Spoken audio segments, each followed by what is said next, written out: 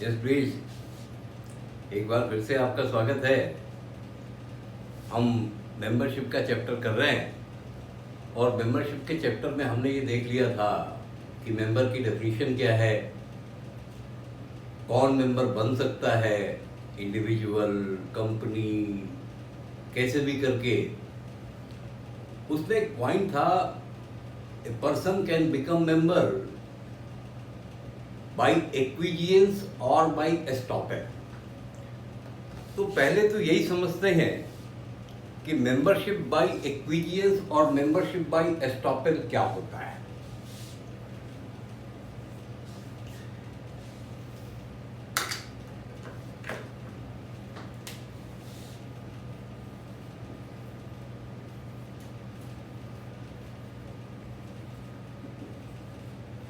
By एक्विजियंस, एक्विजियंस का मतलब होता है एग्रीमेंट, सहमत होना। तो जो सहमत हो वो मेंबर है। कैसे मेंबर है, जरा सा देखिए, वो आदमी कैसे मेंबर है। Let's suppose M1 is shareholder of a company, he holds 10 shares. Then उसका दिन बहुत भर आया, उसने कहा इतने पैसे कमा लिए, अब मैं क्या करूं। तो उसने इन शेयरों को एक ट्रस्ट को देने का इरादा कर लिया। Trust agreed to it, trust agreed to it कि ठीक है आप मुझे अपने शेयर दे दीजिए। अच्छा, अब आप ये पूछेंगे कि आखिर ये ट्रस्ट इन शेयर्स को लेने पे राजी क्यों हो गया। ट्रस्ट को डोनेशन चाहिए होता है अपनी चैरिटेबल एक्टिविटी करने के लिए। तो ट्रस्ट ने कहा ये 10 शेयर हमें दे दीजिए, हम एग्रीमेंट कर रहे हैं आपसे कि 10 शेयर हम आपके लिए रख रहे हैं, और इन 10 शेयरों पे कंपनी जो भी डिविडेंड वगैरह डिक्लेयर करेगी वो सब हमारे पास आएगा। जो भी डिविडेंड डिक्लेयर करेगी वो सब हमारे पास आएगा और हम इस डिविडेंड को चैरिटेबल एक्टिविटी में लगाएंगे। तो when this M1 will by agreement transfer he share to a trust कि 10 शेयर दे रहा हूं, आप इसको चैरिटेबल एक्टिविटी में लगाओ। या ये भी कह सकता है कि 10 शेयर दे रहा हूं, इसमें से 6 शेयर तो चैरिटेबल एक्टिविटी में लगाओ, लेकिन जो 4 शेयर पे पैसे आ रहे हैं ये हमारी बेटी को ट्रांसफर करते रहो। मैं रहूं या ना रहूं, इसका पैसा हमारी बेटी को आप देते रहिए। ट्रस्ट एग्री टू इट कि चलो 6 शेयर का तो डोनेशन है, वो अपनी एक्टिविटी में लगाएंगे, 4 शेयर इनकी बिटिया को दे देंगे। तो इस तरह से ट्रस्ट का नाम कंपनी के रजिस्टर ऑफ मेंबर पे लिखा जाएगा। And you know, any person whose name is entered on the register of member becomes a member of that company. Now let us come to estoppel.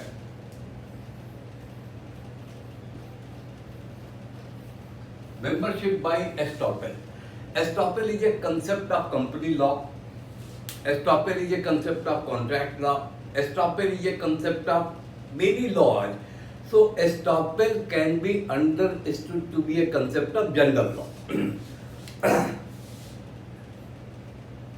Estoppel का मतलब होता है no stoppage from legal action.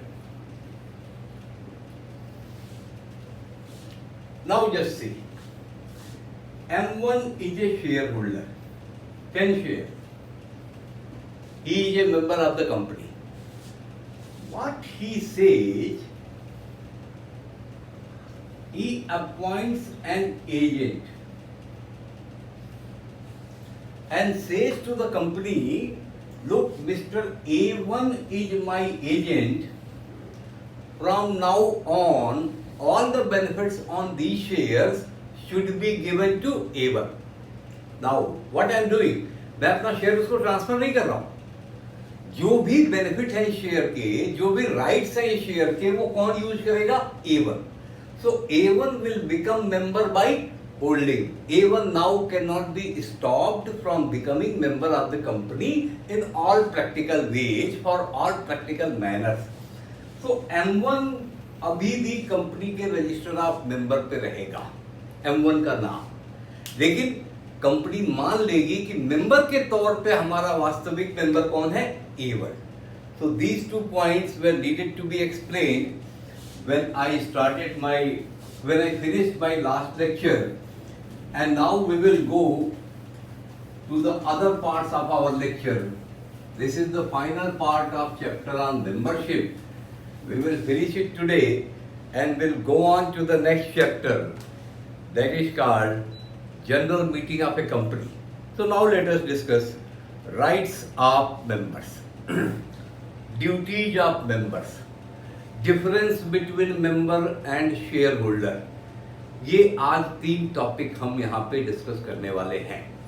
So let us begin. What are the rights of members? If you are becoming member of the company by way of subscription to the memorandum of association, or by way of agreement, or by way of having your name recorded in the beneficial records of depository, then what are your rights?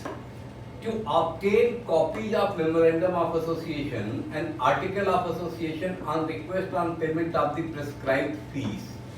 तो पहला right देखना, if you become member, you can obtain copies of memorandum and article of your company.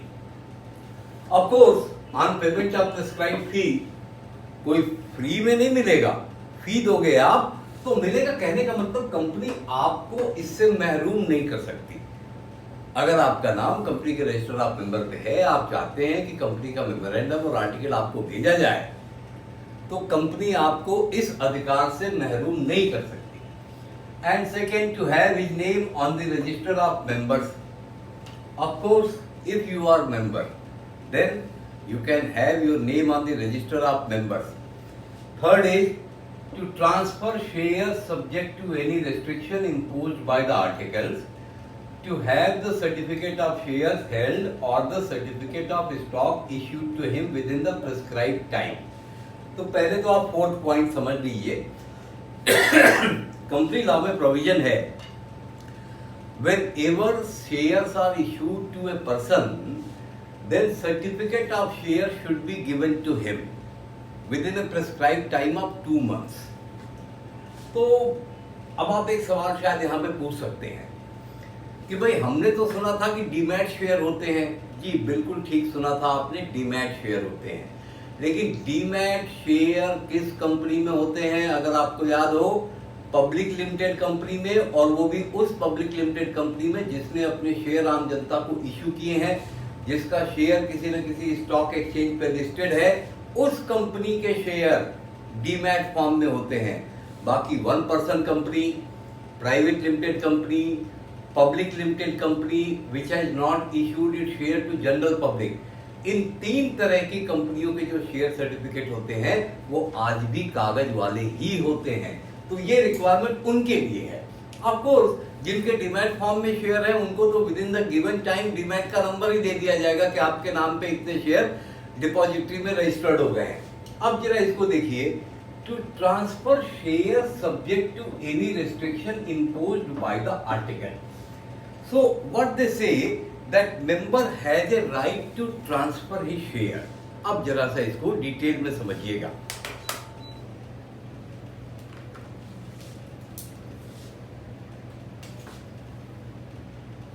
There is a company X Limited which has issued shares to M1, 10 shares.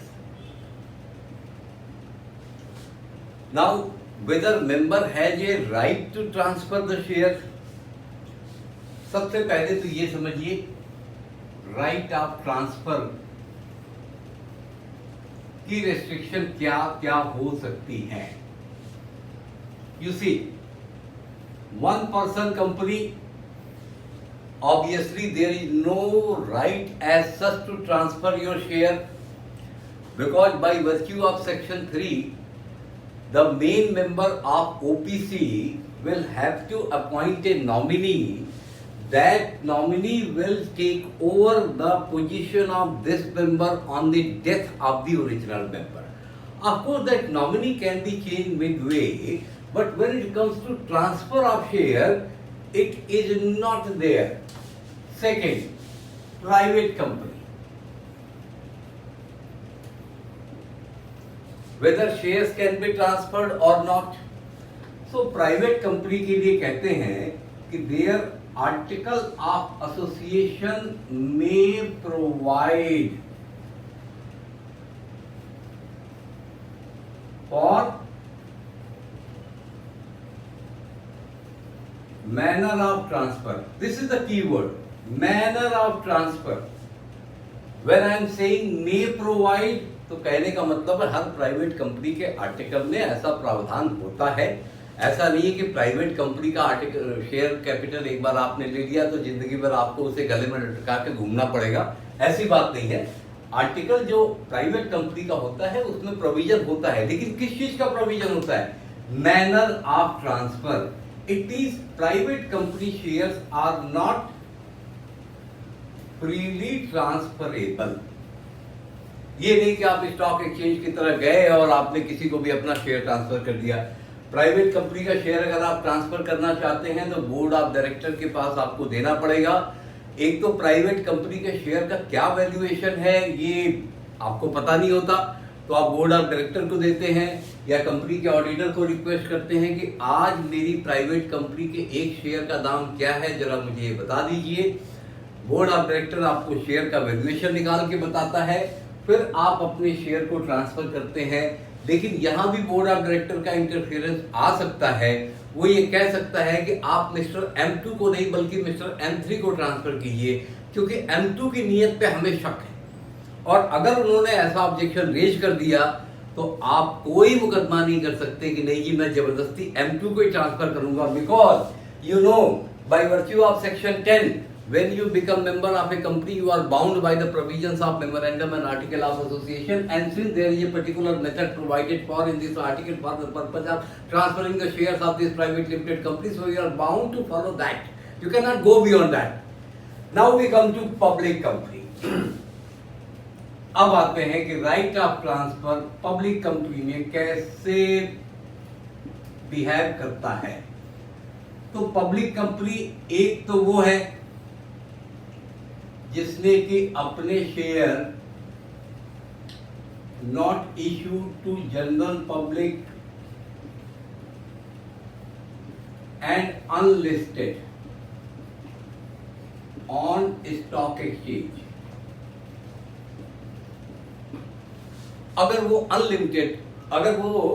Unlisted है stock exchange पे तो उसके rule भी बिल्कुल इसी तरह से होंगे। किस तरह से होंगे कि वहां भी आपको आर्टिकल ऑफ एसोसिएशन देखना पड़ेगा कि आर्टिकल में क्या प्रावधान है ट्रांसफर करने का। हालांकि पब्लिक कंपनी के शेयर फ्रीली ट्रांसफरेबल होते हैं, वहां पे बोर्ड ऑफ डायरेक्टर आपको ये रिस्ट्रिक्शन नहीं लगा सकता कि नहीं आप इसको नहीं इसको ट्रांसफर करो, जबकि वो जब तक कि वो ट्रांसफर ही आपके लिए कोई बहुत अनवांटेड एलिमेंट ना हो। पब्लिक कंपनी ने जब ये लिस्टेड होती है तब क्या होता है, देखिए लिस्टेड कंपनी का तो सिस्टम दूसरी तरीके से चलता है। M1 को अपने शेयर ट्रांसफर करने हैं M2 को, ये तो होगा स्टॉक एक्सचेंज के माध्यम से, और यही शेयर फ्रीली ट्रांसफरेबल कहे जाते हैं। फ्रीली ट्रांसफरेबल कहे जाते हैं, जो आप रोज स्टॉक एक्सचेंज पे देखते हैं कि लोग आते हैं स्टॉक एक्सचेंज पे अपना शेयर डालते हैं, दूसरा आदमी खरीद लेता है, स्टॉक एक्सचेंज पे ट्रांजैक्शन हो सकता है। लेकिन ये होता किसके थ्रू है? डीमैट अकाउंट के थ्रू। आपका नाम M1 का नाम हटेगा, M2 का नाम वहां चढ़ेगा।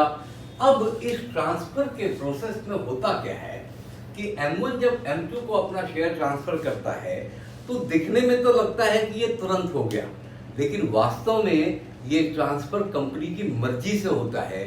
और कंपनी की मर्जी से होने का मतलब क्या है कि उनके आर्टिकल में जो प्रोविजन लिखे रहते हैं, सेबी की जो गाइडलाइन है, मैंने आपको बताया था कि अगर आप किसी लिस्टेड कंपनी के 10% से ज्यादा शेयर्स को लेना चाहें तो आपको पहले स्टॉक एक्सचेंज को डिस्क्लोज करना पड़ेगा, आपको कंपनी को भी डिस्क्लोज करना पड़ेगा। कंपनी चाहे तो उस टाइम पे मना कर सकती है, भले ही आप पैसा दे रहे हैं, स्टॉक एक्सचेंज पे पैसा दे चुके हैं, कंपनी चाहे तो मना कर सकती है।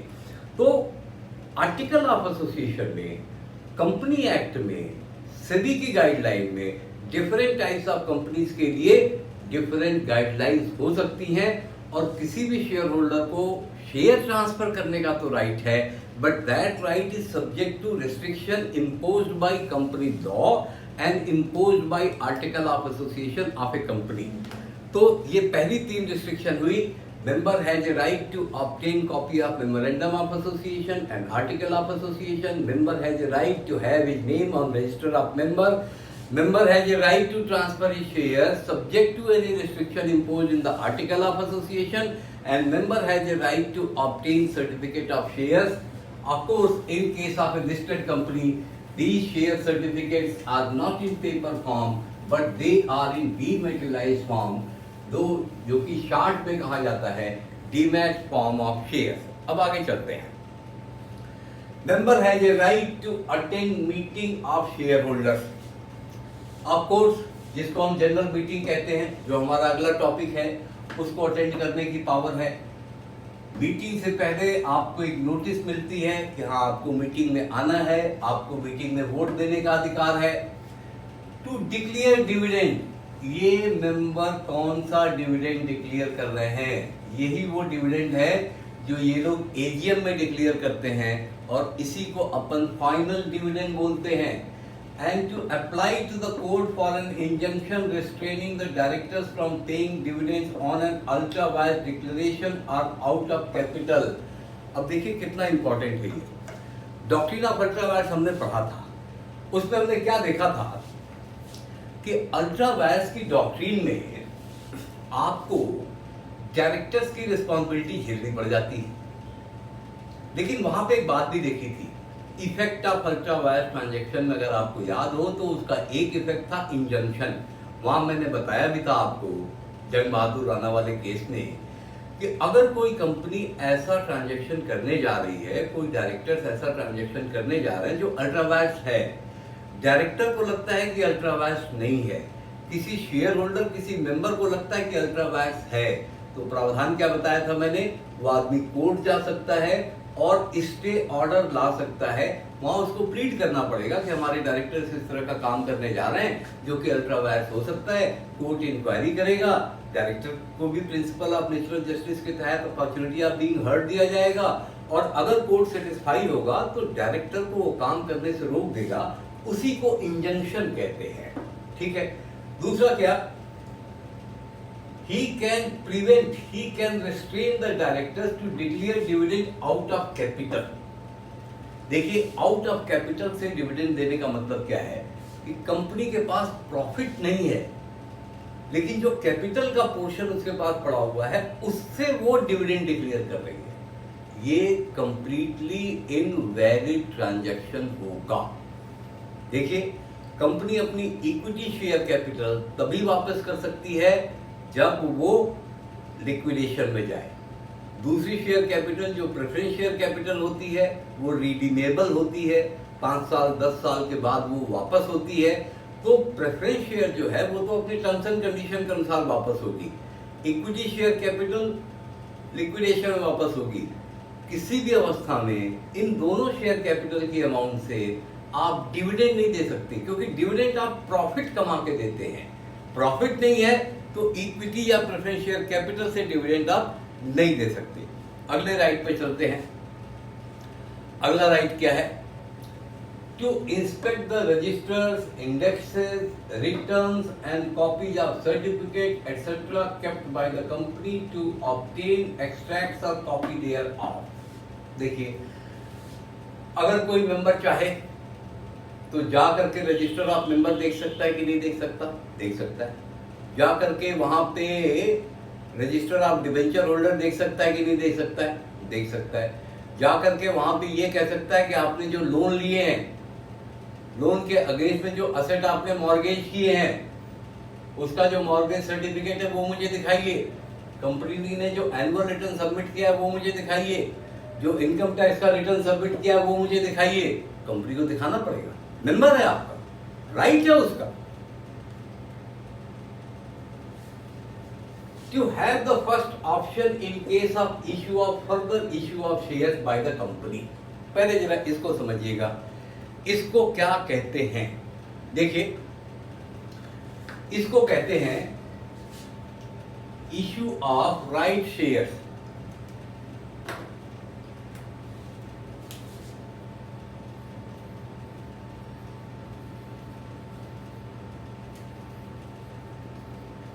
Issue of right share, थोड़ा समझिएगा इसको. There is a X Limited. X Limited company है. इसने क्या किया, सबसे पहले अपना आईपीओ डाला. IPO initial public offer. M1 ने 10 शेयर ले लिया, अच्छी बात है. M2 ने ले लिया, M3 ने ले लिया, कंपनी चलने लगी. साल 2 साल के बाद, 4 साल के बाद, 10 साल के बाद कंपनी ने कहा कि हम फिर से शेयर कैपिटल इशू करने वाले हैं, और उसी शेयर कैपिटल को कहते हैं राइट इशू. राइट इशू, इसका नाम राइट इशू क्यों है? FPO के नाम से जाना जाता है. ये फॉलो ऑन पब्लिक ऑफर, और इसको हम राइट इशू कहते क्यों है? होता तो ये शेयर का इशू है, तो राइट इशू क्यों कहते हैं? क्योंकि इसमें सबसे पहले आप शेयर ऑफर करेंगे M1 को. Meaning thereby these shares are called right share because you will have to first offer these share to your existing shareholder. Obviously, अरे भाई, जिन्होंने रिस्क लिया था शुरू में, जब आपकी कंपनी नई नहीं थी, उन्होंने कैपिटल लगाई थी, अब आपकी कंपनी चल गई, आपको और पैसे की जरूरत पड़ रही है, अब आप शेयर दोबारा इशू कर रहे हैं, तो पहले अपने घर वालों से तो पूछ लो कि भाई साहब, आप अगर इस शेयर को लेना चाहें तो ठीक है, नहीं तो हम बाहर वाले को देते हैं. तो राइट इशू के जो प्रावधान है वो बिल्कुल यही है कि आप पहले अपने एग्जिस्टिंग शेयर होल्डर से पूछ लो कि अगर वो लेना चाहते तो ठीक है, और नहीं तो आप बाहर वालों को दोगे. इसीलिए इसको कहते हैं फर्स्ट ऑप्शन. लेना चाहते तो M1 चाहे तो रिफ्यूज कर सकता है, नहीं मैं नहीं लूंगा, तो फिर आप बाहर वाले को दे दो. M2 चाहे तो बोल दे हाँ मैं लूंगा, तो फिर ठीक है, M2 जो शेयर लेना चाहता है वो आप दे देंगे. राइट शेयर में कहते क्या है, जैसे 10 शेयर आपके पास है, for every 1 share let suppose company is giving a proportionate right of 2 share. इसका मतलब M1 को कितने शेयर लेने का अधिकार है? 20 शेयर. 10 शेयर है उसके पास, 10 का 2 गुना 20 शेयर लेने का अधिकार है. अब M1 चाहे तो इसमें से 1 शेयर ले ले, 1 भी ना ले, 2 ले ले, 15 शेयर ले ले, बोले 5 नहीं लूंगा. तो ये उसका राइट है कि सबसे पहले मुझसे पूछो. मैंने तुम्हारी कंपनी में इनिशियली पैसा लगाया था, तो सबसे पहले मुझसे पूछो कि मैं शेयर लेना चाहता हूं या नहीं लेना चाहता. अब जरा अगला राइट देखिए. To apply to the court to have any variation of his rights set aside by the court. देखिए क्या होता है, वेरिएशन ऑफ राइट किस केस में होता है? पहले तो ये समझिए, आपने प्रेफरेंस शेयर इशू कर रखा है, उनका आपने 10% का डिविडेंड फिक्स किया है, 5 साल में आप उनको रिडीम करेंगे. मान लीजिए कि अब आप चेंज करते हैं इसको कि जी 10 की बजाय 8% का आपका डिविडेंड रहेगा. तो अब उन्होंने शेयर तो ले लिए हैं, फर्स्ट तो हो गया ही है. आप ये वेरिएशन आप राइट करते कैसे? जनरल मीटिंग बुला के रेजोल्यूशन पास कर देते हैं. तो रेजोल्यूशन पास करने का भी तरीका आपको पता है. ऑर्डिनरी रेजोल्यूशन होगा तो आधे से ज्यादा, और स्पेशल रेजोल्यूशन होगा तो 3/4 से ज्यादा. लेकिन फिर भी हो सकता है 1 शेयर 2 शेयर होल्डर आपके इस फैसले से नाराज हो. उन शेयर होल्डर्स को कोर्ट जाने का राइट है. रिजोल्यूशन आप पास कर चुके हैं, रिजोल्यूशन आप पास कर चुके हैं, सभी लोग वैसे तो उससे बाउंड होने चाहिए, लेकिन फिर भी क्योंकि दुख की बात है, पहले 10% का डिविडेंड था, अब 8% का डिविडेंड है, तो मैं अगर नाराज हो गया, मैंने उस रिजोल्यूशन का सपोर्ट नहीं किया था, तो क्या मुझे कोर्ट जाने का भी हक नहीं है? तो ये 3 राइट हो गए, inspection, option and then right to go to court. अब फिर आगे चलते, और क्या राइट्स हैं? To have notice of any resolution requiring special notice. देखिए जब भी कंपनी की जनरल मीटिंग होती है तो सारे शेयर होल्डर्स को नोटिस भेजी जाती है, सारे शेयर होल्डर्स को रिजोल्यूशन की कॉपी भेजी जाती है, जिसको हम कहते हैं एजेंडा, मीटिंग का एजेंडा कि मीटिंग में क्या होगा। तो वो लेने का आपका अधिकार है। To obtain on request minutes of proceeding at general meeting. What is these minutes? Minutes means summarized records of proceeding that took place at the meeting. जो मीटिंग में हुआ उसकी रिकॉर्डिंग होती है। चेयरमैन ने ये कहा, डायरेक्टर ने ये कहा, मेंबर ने ये कहा, ऑडिटर ने ये कहा, ये सब रिकॉर्डिंग होती है। तो जो लोग वहां पे रहते हैं, मिनट बुक आगे आएगा जनरल मीटिंग में, मैं पढ़ाऊंगा, जो लोग वहां पे रहते हैं उनको तो पता है मीटिंग में क्या हो रहा है। अब अगर कोई मेंबर वहां पे नहीं है तो उसको कैसे पता होगा कि मीटिंग में क्या हुआ था? तो उसको राइट है कि मिनट बुक की कॉपी वो मांग सकता है। इसकी भी फीस है लेकिन मांग तो सकता ही है। To obtain a copy of the P&L account and the balance sheet with the auditor report, ये आपको एजीएम में अपने आप मिलता है, तो इसको मांगने की आपको जरूरत नहीं है, लेकिन नोटिस के साथ ये लग के जाना चाहिए। नहीं लग के गया तो मीटिंग इनवैलिड हो सकती है।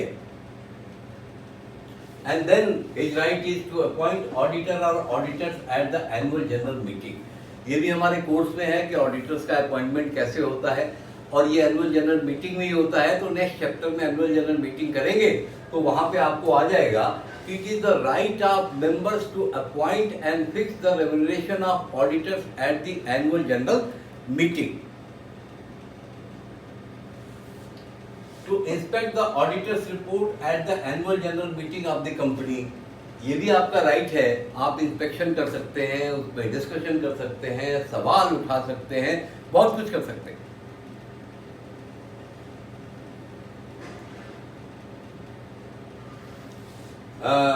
ये राइट बड़ा इंपॉर्टेंट है।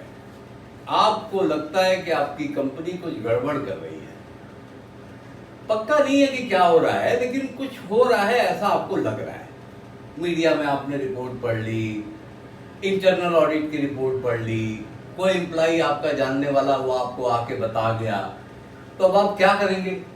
आप सीधा चले जाइए सरकार के पास, हुजूर इंस्पेक्टर अपॉइंट करो, ये लोग बड़ा गड़बड़ कर रहे हैं, क्या कर रहे हैं हमको नहीं मालूम, लेकिन कुछ तो हो रहा है, दया कुछ तो गड़बड़ है, कुछ तो गड़बड़ है, करो इन्वेस्टिगेशन कराओ। बताइए, आप जिस कंपनी के मेंबर हैं उसी की इन्वेस्टिगेशन तक कराने का पावर है। इससे बड़ा डेमोक्रेसी आपको कंपनी लॉ के सिवा कहीं मिलेगा नहीं। जैसे आप इस देश के नागरिक हैं, आप शिकायत करें तो किसी मंत्री की भी जांच हो जाएगी, उसी तरह का जांच का अधिकार तो यहां पे दिया गया आपको।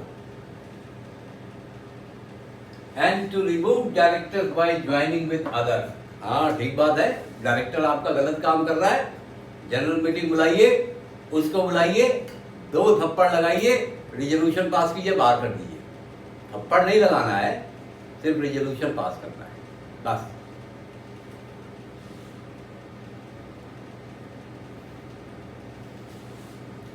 To receive a share in the capital of the company and in the surplus asset if the company is under liquidation। is under liquidation कहने का मतलब क्या है? कहने का मतलब क्या है कि जब कंपनी वाइंडिंग अप में जाएगी तो सारे एसेट उसके बिकेंगे, क्रेडिटर्स को पैसा दिया जाएगा। जब क्रेडिटर को पैसा दे दिया गया, फिर भी अगर कुछ बचा, माइंड इट, अगर कुछ बचा तो उस सरप्लस में हिस्सा किसका होता है? शेयर होल्डर्स का ही होता है। वो सरप्लस शेयर होल्डर्स के पास ही जाता है। सबसे पहले प्रेफरेंस शेयर होल्डर्स के पास जाता है, फिर इक्विटी शेयर होल्डर्स के पास जाता है। इक्विटी शेयर होल्डर्स में जिसने जिस अनुपात में शेयर दिए होते हैं, जिस प्रपोर्शन में शेयर दिए होते हैं, उस प्रपोर्शन में उनके पास ये हिस्सा जाता है। तो these are the rights of members of the company. Now come to liabilities and duties of the company. तो उनकी जिम्मेदारियां क्या है?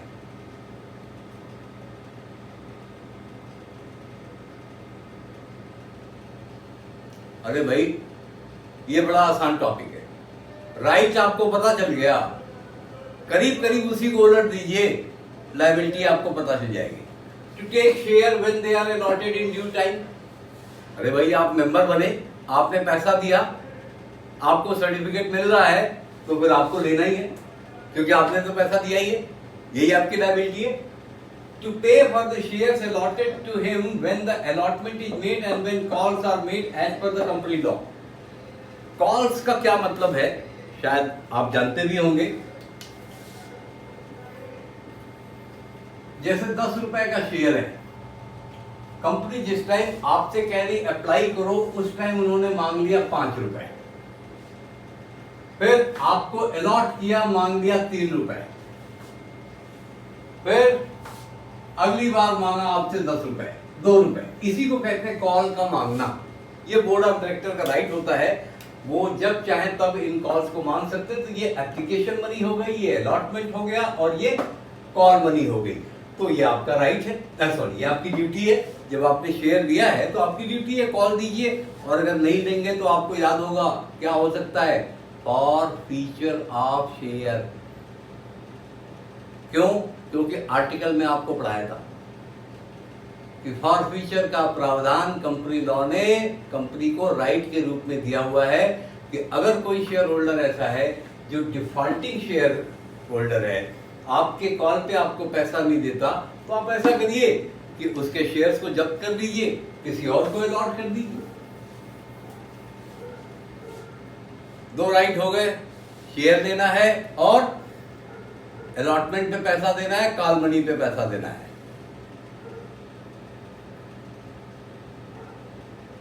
अब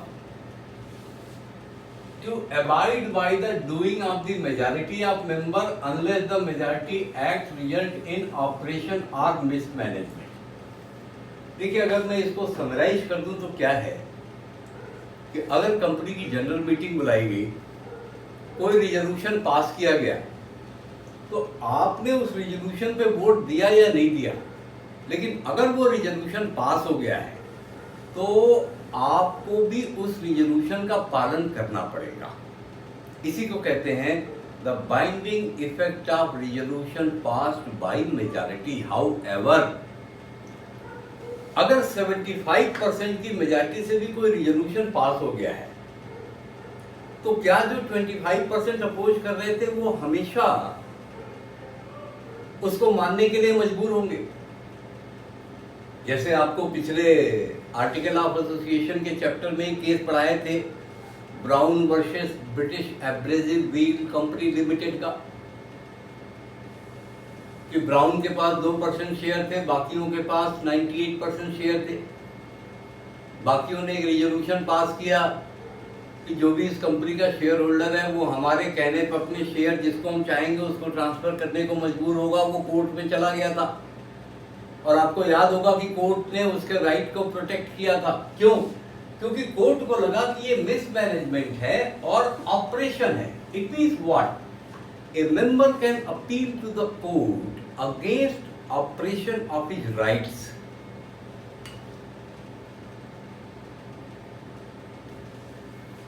Members will have unlimited liability when section 3 becomes applicable। बताइए सेक्शन 3 कब एप्लीकेबल होता है? याद करके बताइएगा, कहाँ पढ़ाया था ये भी बताइएगा। चैप्टर नंबर कौन सा था? 2, इनकॉर्पोरेशन ऑफ कंपनी। सेक्शन 3 किस चीज से रिलेटेड था? जब किसी कंपनी में मिनिमम नंबर ऑफ मेंबर्स कम हो जाते हैं, प्राइवेट में 2 से 1 हो जाता है, पब्लिक में 7 से 6, 5, 4 हो जाता है। कंपनी 6 महीने तक बिजनेस करती रहती है, लेकिन 6 महीने से ज़्यादा अगर बिजनेस करेगी तो उस ज़्यादा वाले पीरियड में जो भी लायबिलिटी कंपनी की होगी उसके लिए पर्सनली जिम्मेदार कौन होंगे? बचे हुए मेंबर, जिनको ये फैक्ट पता था। ये सेक्शन 3 आपको मैं डिस्कस कर चुका हूँ, आपको याद होगा।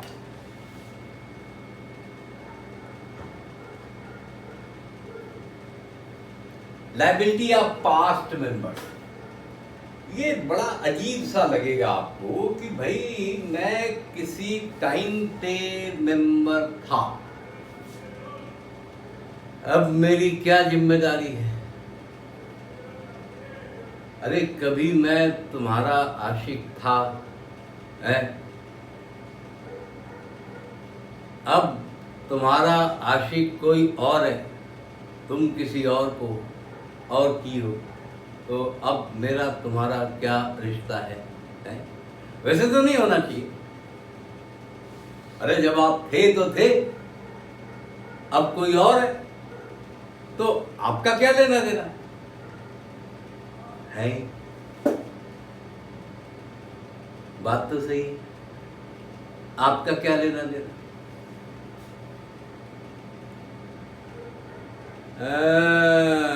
ओ हो,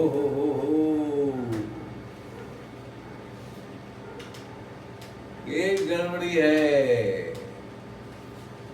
If winding up of a company commences, then every person who has ceased to be member of the company within preceding 1 year shall be liable to pay to the company the amount which remained unpaid on the shares held by him. आप आशिक थे, अब वो किसी और की हो गई, लेकिन जब वो किसी और की हो गई, उसके 6 महीने बाद ही उसको एक पुत्र रत्न की प्राप्ति हुई। जिम्मेदार कौन है? नया वाला, पुराना वाला, नया वाला, पुराना वाला, नया वाला, पुराना वाला। फैसला आप करो, समझदार आदमी हो। मैं तो अब कंपनी लॉ पे आऊंगा। क्या बोल रहे हैं? यस, वाइंडिंग अप के टाइम पे नए वाले मेंबर्स की लायबिलिटी हो सकती है, लेकिन पुराने वाले की कब होगी? जब उसके मेंबरशिप खत्म होने के 1 साल के भीतर कंपनी कहां चली गई हो? लिक्विडेशन में। समझिएगा इस प्रोविजन को, बहुत प्यारा प्रोविजन है ये, बहुत डेमोक्रेटिक प्रोविजन है। You see, you are a member of a company, okay, you know that your company is going like a Titanic. You know कि अभी डूबने वाली है। आपने 10 रुपए का शेयर दिया था, 8 रुपए दे चुके थे, अब आप निकल लिए कंपनी से, ट्रांसफर कर दिया आपने, पार्टली पेड शेयर ट्रांसफर कर दिया, किसी दूसरे को फंसा के दे दिया। ओए दादा, ये कंपनी दिन दूनी रात चौगुनी प्रोग्रेस करेगी, मेरा तो अब इस माया मोह से मन उब गया है, तू ले ले भाई, तू ले ले। और आपको पता है कि जब वो ले लेगा, कंपनी लिक्विडेशन चली जाएगी, लिक्विडेटर आएगा तो शेयर पे बाकी बचे हुए 2 रुपए किससे मांगे जाएंगे? नए वाले से मांगे जाएंगे। अब जब ऐसा हो गया तो नए वाले ने कहा, यार ये तो मुझे बहुत बड़ा वाला बना दिया इसने, है इतना बड़ा बना दिया, बोला था बड़ा आदमी बनेगा, बड़ा आदमी बनेगा, बड़ा आदमी बनेगा, और क्या बड़ा बना दिया इसने मुझे, बताइए। तो क्या कहेगा? साहब देखो ना साहब, वो जो था ना साहब, वो ना मुझे ना, देखो साहब गलती उसकी था। कंपनी लॉ भी कहता है, बात तो सही कह रहा है यार। जब तुम भागे उसके 1 साल के अंदर कंपनी लिक्विडेशन में चली गई, इसका मतलब तुमको अंदाजा था कि अब ये कंपनी जाने वाली है, इसीलिए तुम भागे। बेटा तुम आ जाओ, इधर आ जाओ, इधर आ जाओ, आ जाओ, आ जाओ। तो बाकी के बचे रुपए दे दो, तो बाकी के 2 रुपए प्लीज दे दो, ठीक है। ये आपकी लायबिलिटी है पास्ट मेंबर्स की। वैसे इन जनरल जब आप एक बार कंपनी छोड़ के निकल जाते हैं, आप अपने सारे शेयर्स को ट्रांसफर कर देते हैं, तो आपकी कोई लायबिलिटी नहीं होनी चाहिए। लेकिन बड़ा डेमोक्रेटिक है कि 1 साल के अंदर ही कंपनी लिक्विडेशन चली गई, तो शक तो आपके ऊपर ही जाएगा, क्योंकि मेंबर आप थे, डायरेक्टर्स आप अपॉइंट कर रहे थे। तो अगर मिसमैनेजमेंट हो रहा था तो शायद आपको जानकारी रही होगी। अब आगे चलते हैं, सेक्शन 19 पे चलते हैं। सेक्शन 19 एक लिमिटेशन लगाता है आपके राइट्स के ऊपर। जरा सा इसको आराम से पढ़िएगा, फिर मैं इसको आपको समझाता हूं। क्या लिखा है सेक्शन 19 में? Any body corporate can not be A member of its holding company. समझिएगा, the word used here is holding company. It means we are talking about holding and subsidiary relationship. So any allotment or registration of transfer of share by holding company to its subsidiary or a nominee for its subsidiary will be void except in the following cases. Exception है, लेकिन पहले ये provision पढ़िए। इस provision की summary बता दूं। Summary ये है कि एक सब्सिडियरी कंपनी अपनी होल्डिंग कंपनी का शेयर लेके होल्डिंग कंपनी में मेंबर नहीं बनेगी, लेकिन इसके दो एक्सेप्शन हैं। क्या है? क्या एक्सेप्शन है?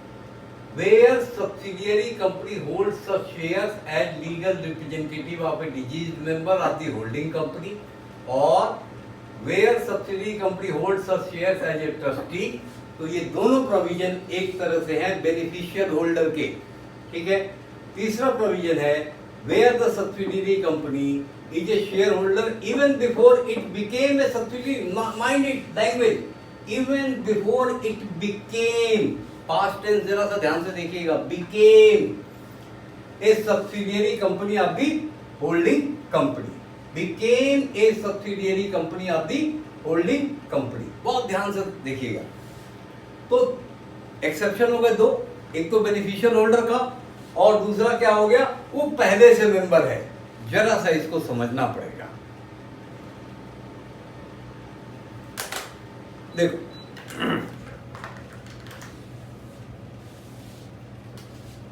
एक एच कंपनी है, ठीक है, और एक एस कंपनी है। दो कंपनियां हैं, एच और एस। अब ये एच कर क्या रही है? कोई धंधा कर रही है। ये मैं सिचुएशन आपको बताने जा रहा हूं 31/3/19 की। 31/3/19 की। इनके पास अपनी प्लांट एंड मशीनरी है, कैश है, कैपिटल है। इनके पास अपनी कैपिटल है, प्लांट एंड मशीनरी है, कैश है, सब कुछ है। इन the eyes of law S company was incorporated. In the eyes of law H company was incorporated. बहुत ध्यान से समझना इस एग्जांपल को। तो एच कंपनी एक separate legal entity, S company एक सेपरेट लीगल एंटिटी, दोनों अपना काम नाम चला रही हैं। अचानक क्या हुआ कि एच कंपनी ने अपने कैश का इन्वेस्टमेंट इस कंपनी की कैपिटल में किया मोर देन 50%। समझ लेना जरा। और ये ट्रांजैक्शन हुआ 30/6/2019 को, 30 जून को ये ट्रांजैक्शन हुआ। इधर राइट। तो अब ये कहते क्या है? On 30 June 19 there is a holding and subsidiary relation between H and S. Now, mind it. H is still a company, separate legal entity in the eyes of law. S is still a company in the eyes of law as a separate legal entity. However, by virtue of provisions of company law, now they are related with each other. This H company will be called holding company, S company will be called subsidiary company of H from 30/6/19। अब इनका कहना क्या है? इसके बाद क्या हुआ कि एस कंपनी का इन्वेस्टमेंट गया 31/12/19 को। इन्वेस्टमेंट गया इस कैपिटल में। लेट सपोज 10% ये इनके शेयर लेना चाहते हैं। एस कंपनी क्या चाहती है? 10% शेयर होल्डिंग कंपनी के लेना चाहती है। कंपनी लॉ का सेक्शन 19 कहता है 10 तो क्या, एक शेयर भी नहीं मिलेगा। Why? Because you are a subsidiary company of this company. After becoming subsidiary, you cannot become member of this company. After becoming subsidiary, you cannot become member of this company. Is that right? Why? Let us tell you. Why? Because in the eyes of company law, it tantamounts to it is equivalent to what? Equivalent to what? कि भाई holding ने आपने पैसा लगाया और वही पैसा आप यहां ट्रांसफर कर रहे हैं।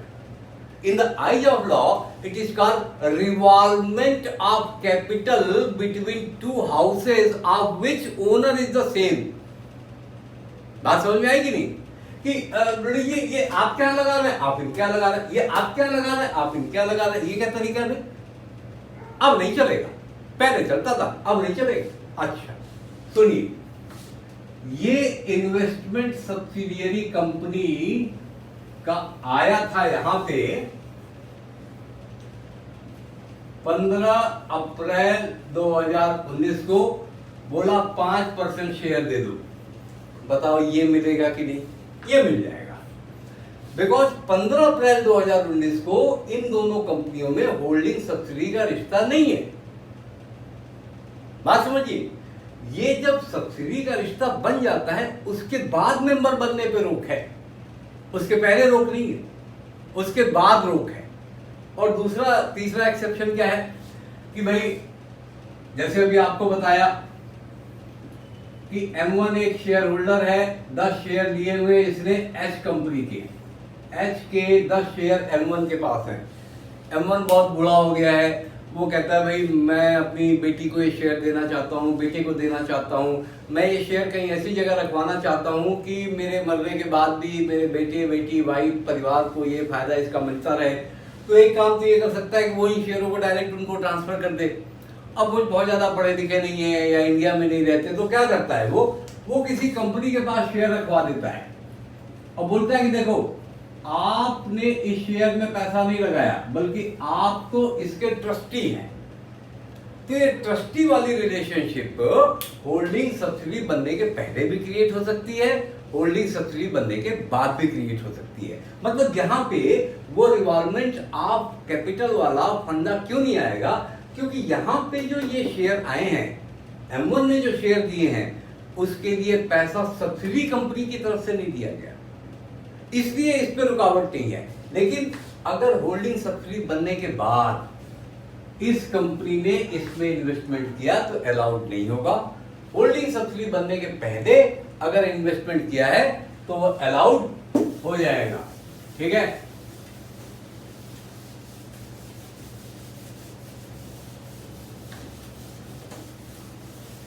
शोले फिल्म देखी आपने? जरूर देखी होगी।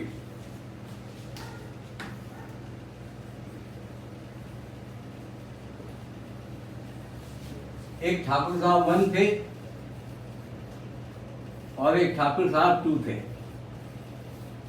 ठीक है, जो ठाकुर साहब 1 थे इनके एक बेटा था और जो ठाकुर साहब 2 थे इनकी एक बेटी थी, हिंदुस्तान में। ठीक है, दोनों ठाकुर साहब दोस्त थे, दोनों के दोनों ठाकुर साहब दोस्त थे, एक दूसरे के घर जाना आना खाना पीना सब चलता रहता था। फिर क्या हुआ? एक दिन ये ठाकुर साहब एक प्रपोजल लेके आ गए, कह रहे भाई ठाकुर साहब हमारे दोस्ती के रिश्ते तो बहुत पुराने हैं, अब ऐसा करते हैं इस दोस्ती के रिश्ते को खून। ये ठाकुर साहब हैरान हो गए, क्या ये मर्डर करने आया? नहीं, सेंटेंस पूरा हुआ, इसको खून के रिश्ते में बदल देते हैं। बोले भाई क्या मतलब है इसका? बोला देखिए आपका बेटा हमारी बेटी है, इन दोनों का ब्याह रचा देते हैं। तो बोले ब्याह रचाने का खून से क्या मतलब है? बोले साहब ब्याह तो रचाइए, बेटी खून खुद पी लेगी। हाँ ब्याह तो रचाइए, बाकी आप हमारी बेटी को जानते क्या? अच्छा, ब्याह हो गया, मैरिज डन। अब जब मैरिज डन हो गई तो ठाकुर साहब फिर इन ठाकुर साहब के घर आए मैरिज होने के बाद। अब ये ठाकुर साहब ने तो अपने परिवार की खानदान की परंपरा के अनुसार इनके यहाँ पे थाली लगाई, गिलास लगाया, दूध चाय मक्खन क्या क्या लगाया। ये ठाकुर साहब ने क्या कहा, अब नहीं, ये हिंदुस्तान की परंपरा नहीं है, हम बेटी के यहाँ का नहीं खाते। अरे क्या हुआ, पहले तो खा रहे थे पी रहे थे सब कुछ था। नहीं भाई साहब, अब रिश्ता हो गया ना, वो बेटी ब्याही है आपके यहाँ, तब रिश्ता हो। तो अब सब्सिडियरी कंपनी का होल्डिंग में इन्वेस्टमेंट नहीं होगा। हाँ, अब स्पेशल ओकेजन क्या है, अब इस बेटी का, इस बेटे का जो खून का रिश्ता हुआ तो इनका एक नया खून आ गया, नया बेटा आ गया। अब जब इस नए वाले बेटे के नामकरण समारोह में ठाकुर साहब आएंगे तब तो जो दावत होगी उसमें तो खाएंगे ही ना, उसमें थोड़ी कहेंगे कि नहीं आप बेटी क्या का नहीं खाएंगे। तो एक्सेप्शंस हैं, कंपनी लॉ में भी इस तरह के एक्सेप्शंस हैं, हमारी आपकी लाइफ में भी इस तरह के एक्सेप्शंस हैं। ठीक है, तो सब्सिडरी कंपनी का याद रखिएगा, बनने के बाद मेंबरशिप नहीं ली जा सकती। अब जरा इसके आगे के कंसेप्ट पे चलते हैं।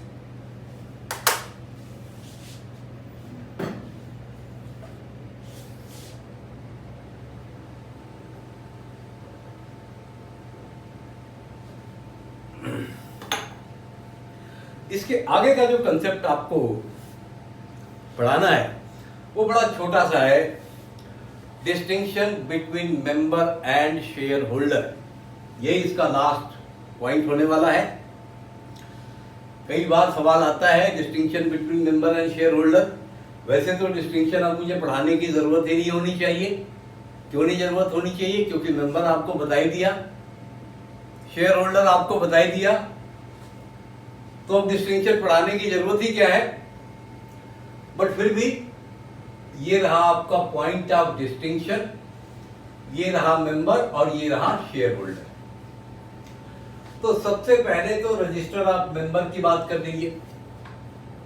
मेंबर कौन है, person whose name is mentioned on register of member. लेकिन शेयर होल्डर कौन है, person who holds shares for the time being whether his name is on register of member or not। अब ये कैसे संभव है, बिल्कुल संभव है। M1 ने M2 को अपना शेयर ट्रांसफर कर दिया, तो आज ट्रांसफर कर दिया।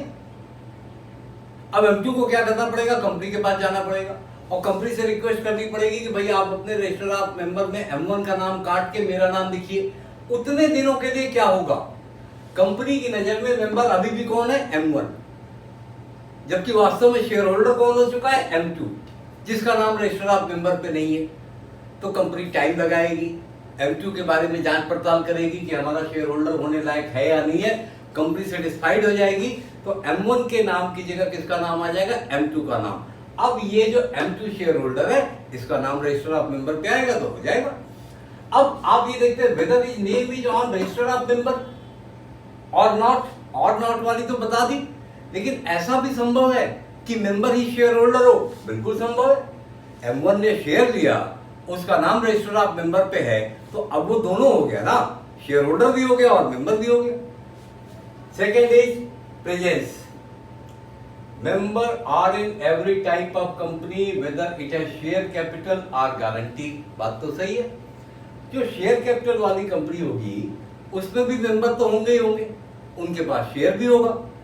और जो गारंटी वाले होंगे, आपको बताया था कि गारंटी कंपनी में आपको कोई शेयर कैपिटल तो मिलती नहीं, गारंटी कंपनी में तो आप सिर्फ एक एग्रीमेंट ही करते हैं, लेकिन वहां पे आपका नाम क्या होगा, मेंबर, लेकिन आपके पास शेयर कैपिटल नहीं होगी।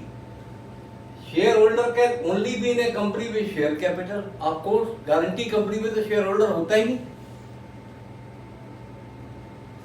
Voting power, only A member can vote in general meeting. क्या मतलब हुआ उसका, जब कंपनी की एजीएम होगी, जब कंपनी की ईजीएम होगी तो उसी आदमी को नोटिस जाएगी जिसका नाम रजिस्टर ऑफ मेंबर पे रहेगा। अगर मान लीजिए M1 ने अपना शेयर ट्रांसफर कर दिया है M2 को और M2 का नाम अभी रजिस्टर ऑफ मेंबर पे तो नहीं है, लेकिन वो शेयर होल्ड कर रहा है, तो मीटिंग में जाने की नोटिस किसको आएगी, M1 को। मीटिंग में जाने का अधिकार किसका है, M1 का।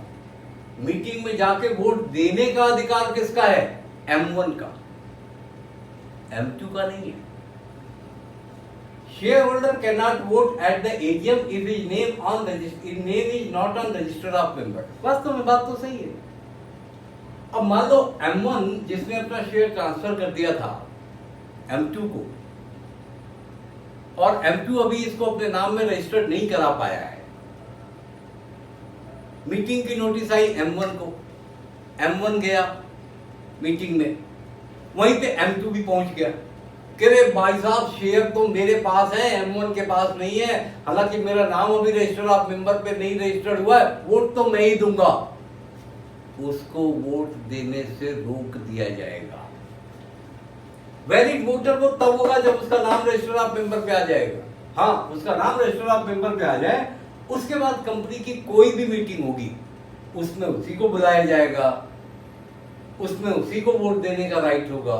लेकिन जब तक आपका नाम रजिस्टर ऑफ मेंबर पे नहीं है, तब तक आपको मीटिंग्स में पार्टिसिपेट करने का, बोलने का, वहां बैठने का हक बिल्कुल नहीं है। ये बड़ा इंपॉर्टेंट राइट है। ये तब बहुत ज्यादा महत्वपूर्ण हो जाता है जब प्रैक्टिकल लाइफ में कंपनियों की एजीएम होने वाली होती है।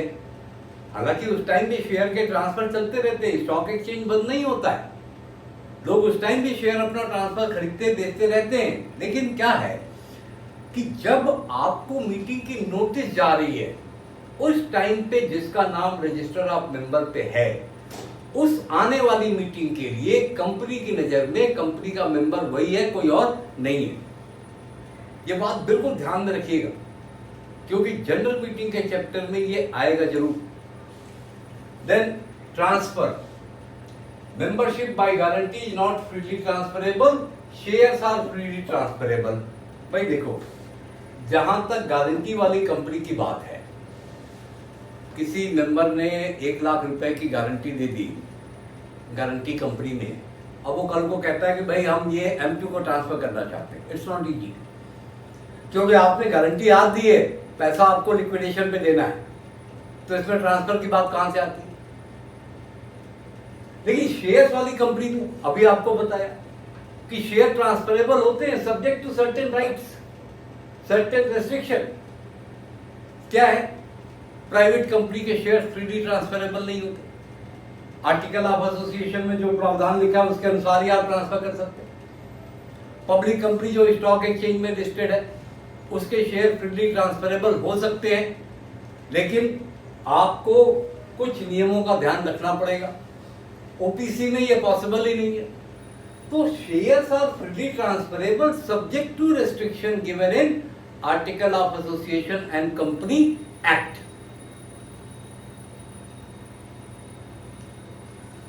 अब यहां आकर के मेंबरशिप का ये चैप्टर तो कंप्लीट हुआ। इस चैप्टर के बाद हम लोग एक बड़ा मस्त चैप्टर करने वाले हैं, जहां कंपनी के सारे डिसीजन दिए जाते हैं। जनरल मीटिंग, उसमें मेंबर्स को बुलाया जाता है। उस जनरल मीटिंग की क्लास में मुझे आपका भी इंतजार रहेगा। तब तक के लिए शुक्रिया, थैंक यू।